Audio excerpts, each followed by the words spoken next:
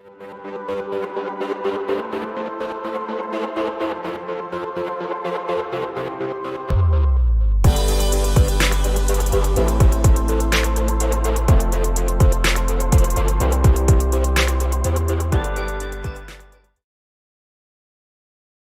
everybody, welcome back to the Dawn of Drones podcast. I'm Dawn Zoldi, your host and the CEO of P3 Tech Consulting. So great to see you out there. Just remember, this is live, so don't forget to jump in the chat. Tell us where you're from, ask us questions, give us positive encouragement. We love all of that. Well, here we are in October, and what a month it's going to be. We are kicking off Defenders Month as a theme with two absolutely incredible guests. Charles Werner from DRONERESPONDERS and Chris Todd from the Airborne International Response Team. Before we jump into today's episode, I just want to go back and mention what an incredible month we had last month of September with Movers and Shakers. So sponsored by Delta Drone International and ParaZero, we had all kinds of incredible folks. And so if you missed any of that, go back to DroneLife TV, watch all of our back episodes, and go ahead and subscribe to that channel as well. So let's go ahead and get started. And gentlemen, welcome to the podcast. It is so amazing to have you. And just for everybody out there, when you think of defenders, and I'm going to nerd out for a second here, being a college professor as well as a lawyer, and just say, when you think of our first line of defense in this country, it starts with the Constitution and the 10th Amendment. And those powers for the general welfare are reserved to the states. And folks like our firefighters and our first responders and our law enforcement are always our first line of defense. And the two gentlemen we have with us here today, they are at the tip of the spear when it comes to leading that community writ large, not just in this nation, but globally, in guiding them in advanced technologies with an emphasis on drones. So thank you both for being here and for what you're doing. Thanks, Don. Great to be here. Good to be here. All right, so let's go ahead with some intros. Now, it's almost like you don't really need an introduction because so many you're everywhere and so many people know what you are. But let's talk a little about who you are, because even though people might have seen your name in association with your various organizations, they might not really deeply know your background. So let's start with that, and let's start with Charles. Thanks, Dawn. So I started in public safety, and I've been involved for 47 years. I started at the age of 14, and we'll skip to 18 because that's when I became a career firefighter with the Charlottesville Fire Department for 37 years and held almost every position, firefighter, supervisor, communications officer, training officer, deputy fire chief, and the last 10 years as fire chief. And then after retirement, I went into the Department of Emergency Management in Virginia to serve as a senior advisor and mistakenly agreed to take on the responsibility of acting deputy state coordinator, which after 2 weeks, we ended up having 8 tornadoes in one day. And then a little bit later, a couple of months later, we had a 100,000-gallon fuel spill from Oceana Naval Air Station into Virginia Beach, and I was working 60-hour weeks. So that's part of that story. And then throughout my career, I was involved in technology things. I just kind of took on a technology, computers, thermal image cameras, David Clark, hearing protection, all different types of things, iPads, kind of became a technology editor for Firehouse Magazine, and just kind of stayed with that all throughout. And then I worked on at the local, state, and national levels with a number of different leadership roles throughout. So that was just one of those things that helped move things along when we were trying to think about drone responders. And then in my last 2 years as fire chief, I started exploring drones as a tool because that was one of those technology things and one of the next things that I saw, and started exploring all that, and it led me into starting drone responders. And there's a little bit more before that, but that kind of gives you a kind of a brief intro. Well, what an incredible background. And for my background is, I think both of you know, and many people out there, is with the military. And when you say you reached fire chief, for those not involved in that community directly, I mean, we're talking the equivalent of a general officer, basically. You were at the very top of the organization, and so 47 years dedicated to service, to public service. Thank you for that. That's just absolutely incredible. And Chris, I know you have an equally interesting story because you were on our Clubhouse last week, and I learned a lot about you from that conversation, and I hope you'll share that with this crowd as well. Yeah, absolutely. Thank you. And thank you for having me here today on the podcast. So I'm going to give you the real abbreviated version of my origin story. I'm a 10th generation American. My family came here in the 1600s. My great grandfather was one of the first aviators in the United States. He served as a second lieutenant back in 17. He got his pilot's license. So the culture of aviation kind of dates back in my family, back to that era. My uncle flew Corsairs for the Marine Corps off the USS Kitty Hawk in the Pacific in World War II. So fast forward, how did I get involved in this? My background was really technology. I was working as a technology analyst in New York City, advising Fortune 500 companies, National Football League, Major League Baseball on content and how to use the internet. We saw the first .com bubble kind of rise and pop. After it popped, it was time for me to go find something else. So I actually left New York on September 1st, 2001. And as I got in the taxi, I remember waving goodbye to the Twin Towers saying, hey, guys, we'll see you soon. 10 days later, we all know what happened. 9/11 came. 20 years ago, we just we just commemorated the 20th anniversary of that horrific event. Yeah, and that really impacted, I think, all of our lives, and especially in public safety. We saw what happened there at Ground Zero. So, as a proud American, that was kind of placed in the back of my mind. I went overseas and I started working on some technology projects, but I came back to the U.S. and I started volunteering with the U.S. Coast Guard Auxiliary, and I got really into it. And that's really like my background for emergency management. And for those who are familiar with the auxiliary, it's not the reserves. It's really, they're kind of known as the old guys who wear these orange life jackets and drive around yelling at other boaters. So I recruited a really cool group here in Miami. We try to make it cool. But that was my background in emergency management. Fast forward a couple more years, I'm working on a real estate project in Belize, looking over the shoulder of a videographer we hired who's flying a DJI Phantom 2. And I was blown away by the point of view I saw. And I realized very quickly that was going to change the way that public safety agencies and emergency services organizations use and gain access to aviation technology. So came back to Miami, formed Airborne Response as a for-profit company, and about a year later, we realized that there was a real need in the nonprofit space. You had Team Rubicon, kind of the boots on the ground, the infantry for disaster response. You've got the Cajun Navy, the boat forces for disaster response, but there wasn't an Air Force. So we formed the Airborne International Response Team, or AIRT, as a 501c3 nonprofit charity to serve as the Sky Force, so to speak, for disaster response, and we've been working on building that out ever since. Well, that's just a great context to understand really how AIRT or AIRT fits into the bigger picture with the Cajun Navy, as you said, and Team Rubicon. I have a lot of colleagues from the military and really just during my, this drone career that are in both of those organizations, and of course now in yours as well. So helping with things as recent as Hurricane Ida, and and by the way, the Coast Guard, for people that don't know, I know Chris, you mentioned you're part of the auxiliary to them. Such an interesting organization because they're right now under Department of Homeland Security, and they both have law enforcement and military authorities. So super complex and interesting organization. I love that you got involved with the Coast Guard as part of the auxiliary. Super cool. Yeah, a lot of people don't even realize that the Coast Guard has its own air branch too, called Auxiliary Air. In the Coast Guard Auxiliary, it's a lot like the Civil Air Patrol. So just a little nugget out there for future reference. We'll see if the auxiliary gets involved in drones. Well, and fun fact, most people don't know the Air Force actually has a couple of boats. I won't tell you what they're for, but they actually do. So let's just say DC area, hypothetically speaking. So yeah, really, and all the services have some kind of like air component at this point, maybe even Space Force, although I haven't dug deeply into that. That's a new one. All right, so let's talk about AIRT and exactly what it is, Chris, first, and then we're going to talk about the link up between that and Drone Responders with Charles. Sure. So again, we're a 501c3 nonprofit based in Miami, designed to provide innovative airborne capabilities to help people prepare for, respond to, and recover from complex emergencies and disasters.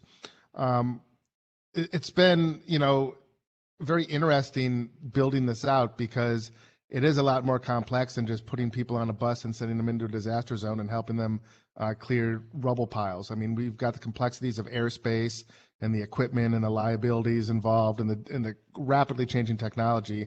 So one thing we found is there's just a lot of interest. There's a lot of interest from the drone sector in how can I help? How can I use my drone to go out if a tornado hits Kansas or a tsunami hits the Philippines or a hurricane hits Florida? How can I get involved and do something good with my drone? And so that's the piece of the puzzle that we're working on putting together. It's a little bit challenging because everybody wants to be involved, but we've really got to vet people who've got the right skills and the right experience and the right equipment and capabilities to really operate effectively within the emergency management role and within the National Incident Management System framework. So I know you know a little bit about that. Yeah, the NIMS and the National Response Framework Yeah. and all the emergency support functions and annexes. But let's transition to Charles, because just hearing you, Chris, clearly training is going to be critical for that. Really having that understanding, like you said, of the airspace and the rules, because we've unfortunately seen people interfering in these critical operations with drones, right? And we don't want people to be doing that. So Charles, tell us about drone responders, kind of what your mission is, and how you are connected with AIRT.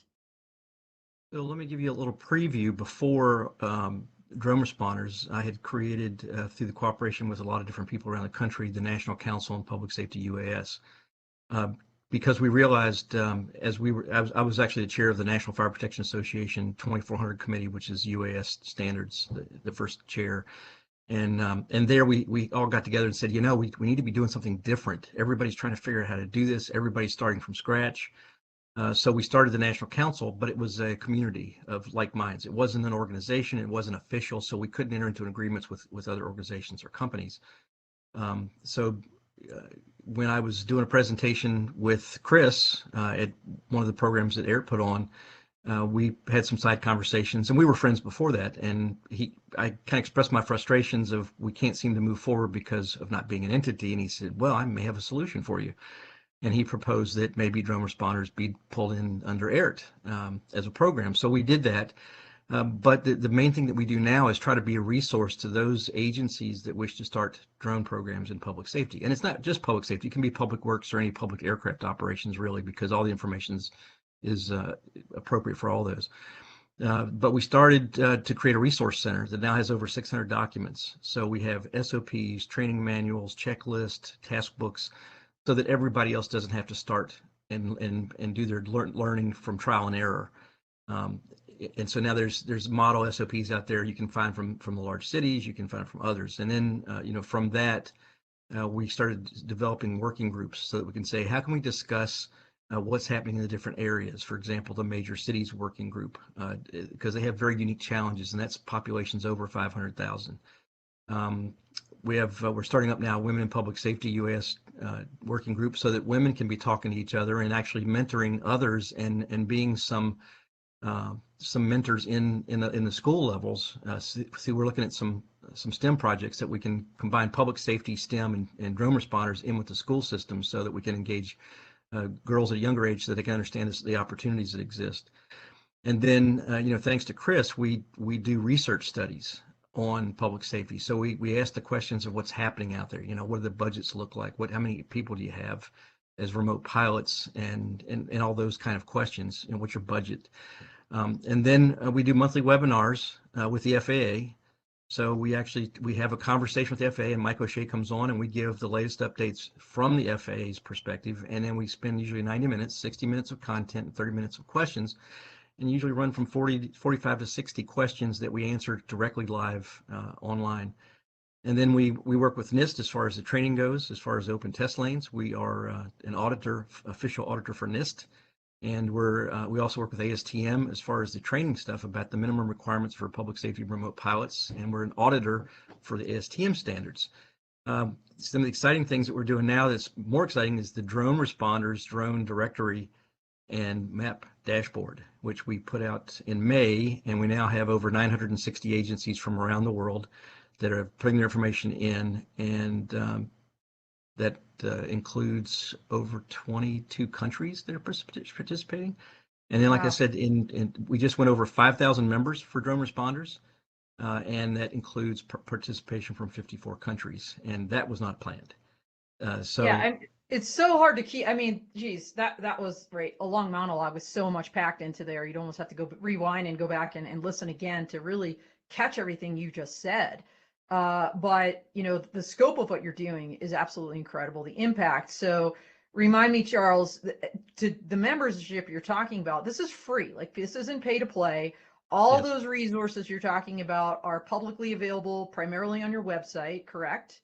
hmm Can you tell everybody what your website is, just so they know and they can go to that, make sure they sign up and become members? yeah, it's DroneResponders.org, and you can go in, you hit the join button, and it'll take you maybe 30 seconds to join, and then you have access to the resource center, and the other information, podcasts, studies, and the other things that we've done. So you'll be able to find that as you go into the tabs of the menu. So it's pretty easy to navigate. Yeah, it is. I mean, I'm a member, and I know I help you with the legal and policy stuff, as one of your folks doing that.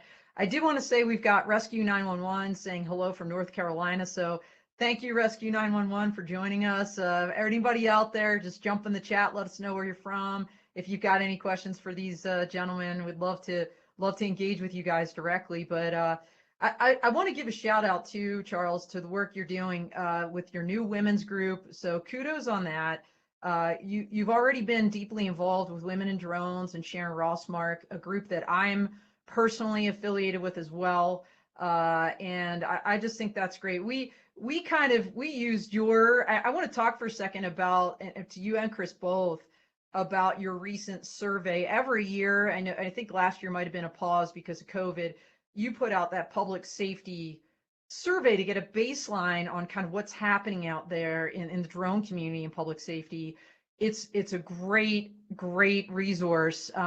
We actually modeled, Sharon Rossmark, Marlene Deals from DDNC in Canada, and myself modeled our DEI survey for women in drones off of what you guys did, because we're also trying to build a baseline for diversity, equity, inclusion across the industry. And I say industry, I'm talking UAS and AAM as well, kind of full spectrum.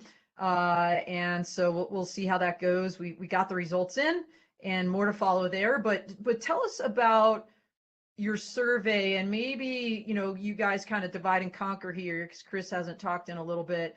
What are the top 3 takeaways you'd say coming out of that survey? This is the survey guy.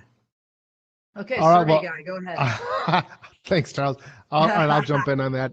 So my background as a market analyst in New York, kind of helped me figure out how to do a little bit of market research. So that's the foundation for what we wanted to do this. And Baird College had been doing a little bit of work over the last 5 years, trying to really build up a database of how many public safety drone programs were out there. And I think the methodology they were using was really predicated on media clippings and kind of pulling out information that may or may not be self-reported, may not be self-accurate.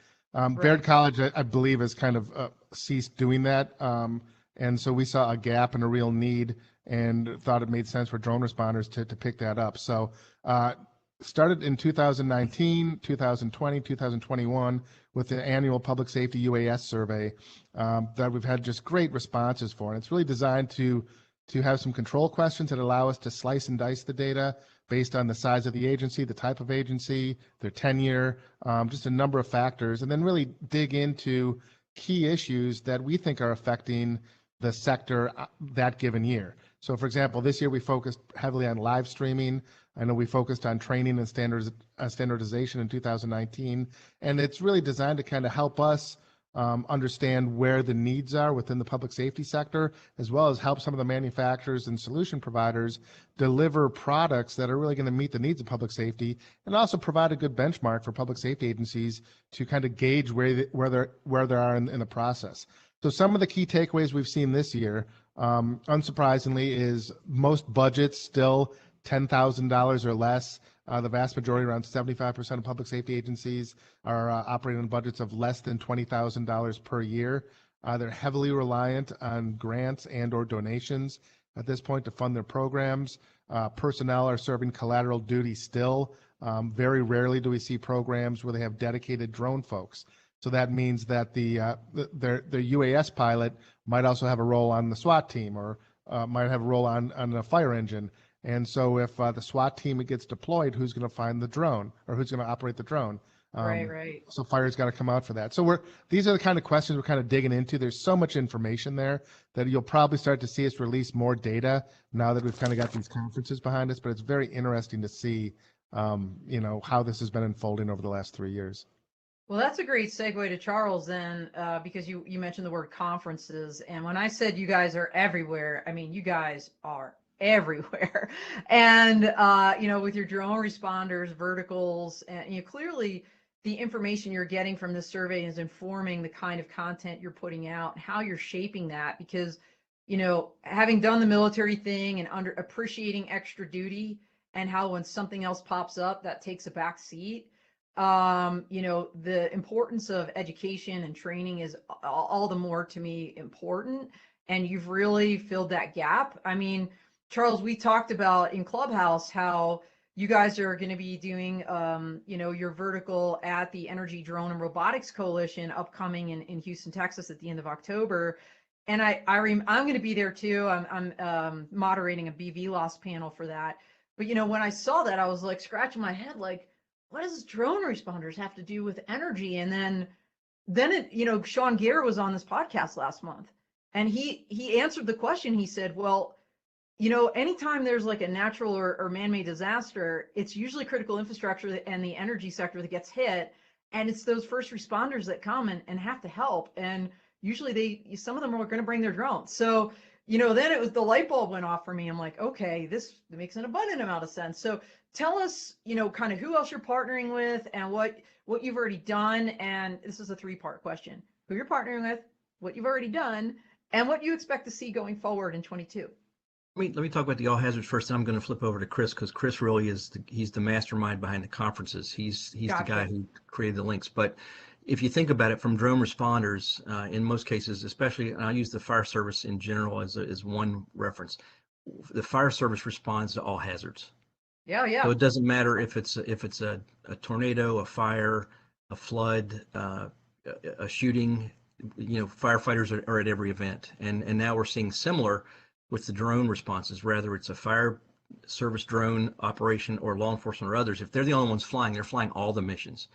And so we're connected. And so when you think about that, in a broader sense, it's not only public safety, but it's also public service, because we're tied into our public works departments, we're tied into our parks and recreation departments, and we all work together collectively to solve the issues. So all those are relative. And then I'm going to flip back over to Chris to talk about the conferences and how they kind of came to be. Yeah, thanks, Chief. And Don, one thing I didn't cover is I'm also a certified emergency manager. So talking about that whole community, I mean, we're seeing evidence of that right now in Huntington Beach, California, with the oil spill on the ocean. I mean, is that just an energy issue, or does that affect public safety? There's a lot of different touch points. So that's kind of where, Sean's right and Chief's right. That's, it all kind of comes together.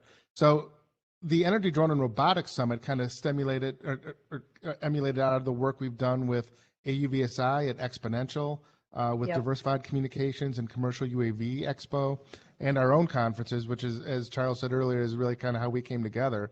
But it's been a continuation and an acceleration of all this programming, where we're now realizing that the conversation needs to transcend beyond just public safety and really encompass the whole community of emergency management. And it's not just about the response, but it's also about managing air traffic and managing operations. Public safety needs to understand why does the energy company need to be flying drones after a hurricane? And the energy company needs to understand why public safety agencies need to be out there operating. And we all need to help manned aviators understand why we need to be out there. There's just a lot of work that needs to be done. And we're looking for these conferences to kind of help lead into those conversations. As well as building a network. Yeah, build a network, you are talking my language, you're speaking my language there, Chris, because I totally agree. People don't necessarily appreciate those connections, but they're so important. I mean, 90% plus of critical infrastructure in this country that is the lifeblood of America is owned by the private sector. So yes, of course, they're going to have their drones, or they're going to have their drone pilots that they hired to help them, in a response situation. And I love the idea that you're holistically now looking at emergency management. It makes a lot of sense. And I hope some of my students, if they're not watching now, that they will later, because you're talking exactly what we discuss in my Homeland Security class every week. So this is great stuff. And in fact, I have one student who said he's getting a drone. And so I'm going to tell him about you guys, and maybe you're going to inspire him to join your community. That's awesome. And let me just say, you mentioned Sharon Rossmark and Women in Drones. Sharon's going to be here in Miami next month for the Advanced Air Mobility Conference. That's going to be happening in Doral. I'm going to be speaking at that too. And it's going to be interesting because that's really going to be our first foray into taking the conversation into the UAM, AAM realm, as far as, I mean, you think about the power of drones right now for emergency management, but it's going to just multiply as we start transporting cargo and people. Look, absolutely. You know, the Advanced Mobility Collective, Todd Spain was on here last month with Ben Miller, who I know is a great colleague and friend of yours, Charles. Yep. You know, one of the first folks in the country to start a drone program for law enforcement here in Mesa County, Colorado, and now at our Center of Excellence for Advanced Technology Aerial Firefighting. You know, these folks are working directly, because when you think about mobility and logistics, it's going to be those larger drones and larger even passenger aircraft. Heck, it's what the Air Force is doing right now, right, with AFWERX and Agility Prime. You know, they're working with Joby, not so Joby can be on demand like UAM provider out in the public, although that's part of it. It's so they can transport soldiers, sailors, airmen, Marines on the battlefield without having a pilot, you know, and maybe get them off the battlefield during that golden hour if they're wounded. So my good friend Peter Schmidt from Transcend Air, he's now deeply involved in that with his Vi aircraft. So for you guys to jump into that space makes a ton of sense, and I can't wait to see what happens with it. Let's talk a little bit about what else is going on. So I just saw you reinstituted your podcast. You have an incredible newsletter. Both of you do separately. And then you know, you already mentioned your webinars, and then I think you said you also have a blog that you've kind of regenerated as well. So tell us a little bit else, like what am I missing here? Because you've told us so much, like what else is out there that people can expect to see from AIRT and drone responders? Let me start first. I think one of the things in the resource center that's important people know. So if you were a public agency and you wanted to get a COA in the past, you had to go into the CAPS process, and it was a painful process to go through, especially if you have never had any exposure to it. And so what's CAPS? That's an acronym. That's for the COA application process. Got you. And the bottom line is, people didn't know how to fill out some of those questions. There were certain places that everybody got stuck, and so we have Brandon Carr, who's with Pearline, Texas Police Department, who's on our team as well, help with the map, helped to develop a COA guide, and he worked with Steve Pansky with the FAA so that they got it right. And Steve went through and made the notes of what were the pain points that they would see when people were going through the process. So there's a 55-page screen by screen capture how to go through and do the CAPS process. So it's going to expedite that. Some of the other things that are exciting is recently we got the tactical beyond visual line of sight waiver. How could I forget that? That allows was so us to fly huge. Yeah, and so that took a year to get there, but that was where we had to get the FAA and us kind of in that sweet spot of what we needed to have done, but making sure that we were doing safety. And that allows us to fly 1,500 feet beyond visual line of sight, horizontally over buildings and around buildings within 50 feet of the building. So we're really in non-navigable airspace. And if we've got an aircraft flying in 50 feet above a building, we got a bigger problem than that drone. So now during an active shooter or hazmat situation where you really don't want to put the remote pilot or visual observer in harm's way, they're going to have to be beyond visual line of sight. So we were doing that, and we're looking now maybe at trying to get that expanded a little bit as far as the distance. And then, as you know, Chula Vista has the Drones as a First Responder program, which is one of our bigger working groups right now that has over 100 members of agencies, vendors, industry, that are all interested in saying, how do we make this go forward from Chula Vista? So now we have Chula Vista that's doing Drones as a First Responder, Clovis, California PD is Drones as a First Responder, and Reno Fire Department as Drone as First Responders. So once we get this stuff together, we're putting a matrix together of what are the questions you need to answer when you go to the FAA to make your waiver request to become drone as a first responder, so that you've got kind of a list of things to work on to provide that information to the FAA. So Yeah, that's I want to talk about the drone as a first responder concept. So explain, first of all, let's back up. When you talked about the tactical BV loss, for those that are not familiar, I did an article on this for Inside Unmanned Systems magazine called, In Search of the Holy Grail, Beyond Visual Line of Sight. And I talked about this process, and you guys, I think, had just come out with the tactical BV loss approvals, something I pitch in that article. And I'm just going to say it here because you guys are now expanding to emergency management writ large. And, the private sector is in fact a part of that. Like, that should be expanded to legitimate companies that have a need, like these critical infrastructure companies and groups, so that they can also do this. So let's pivot for a second and talk then back about the drone as a first responder concept. This is the idea that when something bad happens, you hit the button, the drone goes first. Well, basically, if we use Chula Vista as a model, basically when a dispatch comes in for certain types of identified calls, the drone is launched automatically and then navigated by telecommunicators. So they're sitting there, they're directing the aircraft. Most of it will fly to the location autonomously, but then they'll take over and can change the view that they're looking at. I think there are now over 8,000 flights in Chula Vista. And the experience they've had is, most importantly, it has helped to de-escalate many, many situations that gave them eyes on before arrival to better be able to deal with the situation at hand. So and saves lives. I mean, clearly it's going to save lives there.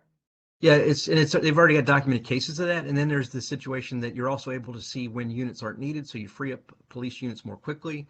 That puts them back into the community. And so their investment is huge. Now, what we're working on now is the safety case and trying to find that this is the holy grail for that, is what's that detect and avoid technology that we can put in place that's going to provide the ability, because right now they have to have 2 pilots on the roof that have to watch. And now if we can solve that problem with detect and avoid, they can take that off, and the return on investment becomes really huge, because that's the biggest expense right now. Absolutely. I mean, that's exactly, you mentioned the Reno Fire Department. So I just did a piece working with Iris Automation, who is doing the detect and avoid as part of the Beyond program with Reno for the whitewater rescue. And I learned so much talking, I think, to Chief out there. I feel like it's Dave Cochran, but I could be screwing up his name, so don't quote me on that. But I learned so much about, we think about that golden hour. It applies even more urgently on the water, especially in cold water temperatures where people's bodies start shutting down and they panic when they think no one's coming to find them. Just to have that drone above, like, so they see like, oh, somebody can see me. Like, I think will actually, in just that in and of itself, will save lives. So just well, DOT put something out that said if you trim a certain number of minutes off of response, that you can save 10,000 lives per year. Oh my and I gosh, don't know what that number is, but now you're seeing, but you're getting more accurate. So if they see that the priority needs to be increased, the units get dispatched more quickly. And if it's not as necessary, they can reduce the same thing. And now the Chula Vista Fire is also part of that project. So they're flying fires, and they're seeing the fires before they get there. They're seeing if they need to call for additional resources in hazmat. So there's a lot and of just things. think, Charles, and I want to talk with Chris here in a second. Just think of, you put some advanced sensors on there. Now you can appreciate structural issues. Can we even go into that second floor, right? Like, who's in there if you have right? So this, I mean, just the applications are incredible. And that's what I want to talk to Chris a little bit about, because in Clubhouse, we talked about some really interesting use cases that you're seeing. I mistakenly thought that drones were being used in Miami when the building collapsed to find people, and you kind of set me straight on that. So let's talk about that one, and maybe some other like hazmat or some other really interesting, let's just say the top 3 interesting use cases that you're seeing that maybe not everybody knows about in public safety and public service. Well, based on the survey data, the top 3 use cases we're seeing right now, number 1 is training and exercises. I mean, public safety agencies are still trying to perfect how they're using the equipment and tactically how it integrates with what's going on the ground with that response. Number two, damage assessment is up there, and we saw that at Surfside. And let me restate Surfside for a second, because they were using drones, I think, in the first 8 to 12 hours to look and look for people. And then it Okay. kind of became evident that, okay, It's a recovery mission, not a rescue Yeah. at this point. Although very interesting, they came back before they demoed the rest of the structure to look for. That was a really big issue because Oh, wow. there was a lot of concern about what pets might be lost, so they were using drones to look for pets. Oh, What we wow. did see there, very successful, was mapping, to map the pile and document the changes in the pile. Homicide, when they would find a victim, oftentimes they couldn't get a handheld camera in there in some cases, so they'd fly the drone in to document the position and the area in the pile where the victim was found. And then NIST came in and started doing some amazing work to try to figure out why that building collapsed.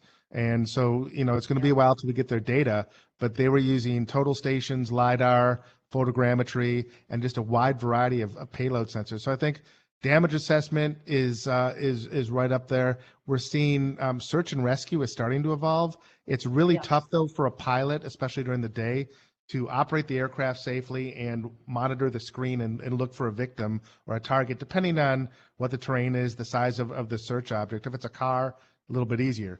But right, I mean, we've got teams out there in the swamp looking for this guy, Brian Laundrie, and nobody Oh, can yeah, find from anything. yep. Yeah, so I think that's where AI and machine learning is really going to come into play, to be able to do instantaneous change detection, and look for anomalies. I know Gene Robinson historically has said that if you can find the color blue during a search pattern, you're in pretty good shape, because somewhere north of 70% of all missing victims are wearing blue jeans. Oh, So wow. yeah, to be able to build that type of methodology into the technology is going to help the pilots. And as we go to autonomous technology and drone swarms, you can kind of see how this is all going to fit together. It's going to get really, really exciting and really cool. And what I think is going to be really cool when you think about future trends, right, is this idea not only of human machine pairing, but human machine pairing, because I know, for example, Asalon is already working with Boston Dynamics with Spot, and they have, the dog and the drone like working together, right, in situations. So I think we're going to IoT. just see, yep, Yeah, it's all more about and more. network systems. And that's what we're seeing with drone as a first responder, right? It's like, it's great that the drone goes there, but if you can't push the video feed where it needs to be, and you can't get the information to the responding units, it's great. You've got a drone up there, but what's the purpose? So it's really about making sure that the information and actionable intelligence is getting out into the field, of the hands of the people who need it in a timely manner. And I think that's Yeah, the where decision we're seeing some, makers and yeah. the analysis of that on the back end. So I mean, all these things we're talking about, like in my brain, it's just exploding of, the future workforce and all the different career fields. When you just say the word drone, even drone in the public's in the context of emergency management, all the different branches and sequels and the kinds of people. In fact, Chris, when you were talking about, the mapping and possible crime scene, I'm thinking this is exactly why lawyers need training in this technology. And, I'm one of the few, there's a handful, I'm actually friends with them, that are experts in this, but not a lot. And frankly, not a lot of trial lawyers. And this is evidence that could be admitted into court, and just understanding it and be able to authenticate it, so important. So that's kind of, hopefully 2022, you'll see some new things from me on that. But that's, part of the reason why I created my company, right? P3 Tech is Yeah, well, yeah. quick comment on that. I mean, we're seeing attorneys respond to the incidents now, hiring private Part 107 pilots to try to map and photograph the incident. We saw it at the FIU pedestrian bridge collapse here in Miami, where they were trying to get aerial footage. We saw it at Surfside, which is, they were requesting special permission from the families to fly in within the TFR. So the attorneys are catching on that there's value on their side too, to get whatever they can to try to document these types of large scale incidents where there could be liability involved for a. And the insurance companies already have caught on, right? State Yeah. Farm was one of the first out of the gate with the IPP. So this is just going to continue to, using AUVSIs, where exponentially grow. There's no doubt. Go ahead, Charles. Looks like you wanted to add something. Well, you said something about, the future, and I think that as we get this beyond visual line of sight figured out. I'm also participate on the BVLOS ARC. Chris and I are on the BVLOS ARC, which is kind of an interesting discussion. But as we get that resolved, here's an example of what I see is one, drones in the air constantly for immediate dispatch or to a certain situation. But imagine this, that if you have a really bad wildfire season, that you've got a drone that's loitering in different areas and automatically detects the earliest stage of the beginning of a wildfire, that alerts back to a system that automatically launches a self-extinguishing drone that flies to the location and hit that fire very quickly in some areas more remote than firefighters could ever get to. Absolutely. So we're seeing all those things, and the same thing with the flying in the air and having a shot spotter give an indication that shots have been fired in a certain area, and within seconds a drone is taking video footage live, feeding it back to dispatch and to law enforcement. And then one of the things we didn't talk about was flying drones indoors, and what it's meaning for law enforcement these days, because they're able to fly into these very dangerous situations for room checks and not have to put their people in harm's way. And there's a great example in Atlanta where they fly into, I think it's either an apartment or a hotel for a murder suspect, and the murder suspect sees the drone inside the building and immediately puts his hands on his head and walks out and gives up. So that's just kind of the amazing changes we're starting to see already. Yeah, I mean, I think Brink drones inspired exactly by what you said, Charles, and that horrific, shooting that we saw in Las Vegas, and this idea, like, how can SWAT teams, how can, law enforcement use these drones to more effectively bring down suspects, find them, outdoors, indoors, all of it. So great stuff. Absolutely. Well, we are. I mean, I could speak with you both like for days, and this is so fun, and I had a ton of fun in Clubhouse too. So we'll get you guys on this podcast again for sure in 22, and we're definitely going to stay in touch. I look forward to seeing you both live in Houston, or at least one. I'm not sure who's coming, but looking forward to that. I'm going to be repping women in drones there in addition to my own company. So that'll be a lot of fun with Maggie Schuster. So let's just say, how about 30-second kind of elevator speech closer for each of you, and we'll start with you, Chris. All right. Well, again, thank you for having us on this version of the podcast. Great things have been happening both with AIRT and drone responders. It's been a pleasure working with Charles Werner. We do have other people involved, so I just want to give a shout out to our team at AIRT and drone responders and the work they're doing. If you're interested in volunteering, please come and get involved, AIRT.ngo or DroneResponders.org. And if you're looking to register your public safety UAS program, teams.droneresponders.org. As you mentioned, we are relaunching the podcast. We took a little bit of a hiatus, but look for a new episode of Taming Disaster coming out next month. And other than that, I just want to say thank you. I think it's great to see you and DroneLife teaming up on this. I know Miriam's been such a great supporter of ours. So, wish you all the best and would love to come back next year when the time's right. Thank you so much. And you're right, DroneLife has been a huge supporter, and we really appreciate them basically presenting this podcast to their crowd. And hopefully we'll get more folks with you. Charles, go ahead. You got your 30 seconds here. Well, first, I'd like to thank you for being on our board of advisors for drone responders and serving as our legal policy lead in those areas. I know we're looking to probably doing some more work with National League of Cities and some other locations, which we're having discussions. But thanks for your leadership in this, because you've really been out there on the forefront and you're setting a great example for women, and we want to support that as well. As Chris mentioned, we're here to help advance public safety UAS programs. One of the things we didn't mention is we also cover counter UAS and UTM, so that information is still on our website in the Resource Center as well, because we have to know how those three legs of the stool are working out, because if you don't have all three of them, you can't sit very comfortably. But what we do is we take a lot of questions, and the other thing that we do is we link people up to mentor them with other departments so that they're similar to themselves, so they can actually walk through the process with someone holding their hand if it's needed. But with that, I'd just like to say we're open to anybody from government, academia, industry, business. Membership is free, and we encourage anybody and everybody to join. I love it. I have to tell you, when we were in Las Vegas, Chris was there, but I walked by the coffee place, and there was a whole group of law enforcement from Boulder, Colorado. And I went up to them and I'm like, hey, everybody, like, nice. I'm from Colorado. They looked at me like I had 5 heads. It was so funny. I'm like, No, you don't understand. Like, I'm a huge, like, I'm plugged in with drone responders. I love those guys. I'm so glad to see you guys here. So, no, you guys are doing great things. And that there was probably about, I don't know, I didn't count them, but at least eight of them, maybe 10, giant contingent from Boulder, Colorado. So, again, that's just one example of a group that you're inspiring, and you're doing it globally. So, again, thank you both for everything you're doing. We are out of time. What I want to say real quick before we close, two things. Number one, this week we're moving our clubhouse to Friday. We're going to actually have Northrop Grumman on, a guy named Rob Menti, who's a colonel retired United States Army. And you mentioned counter UAS, Charles. That's what he's actually out there right now testing some systems. And he's going to be talking to us on this Friday in our clubhouse as part of Defenders Month. And I'm pretty sure he's going to join us on the podcast next Wednesday, same time, same. Actually, we're going to adjust the time a little bit because we're going to be live in North Dakota from the UAS Summit and Expo. And I'm so excited. I'm nerding out here because Brigadier General retired Andy Armacost, who was the dean at the Air Force Academy, I was his legal advisor. He is now the president of University of North Dakota, and he is going to be our guest next week live from that event. So join us next week. Thanks, everybody, for dialing in. This was a great session. Thank you both for being here, for everything you do. Out here.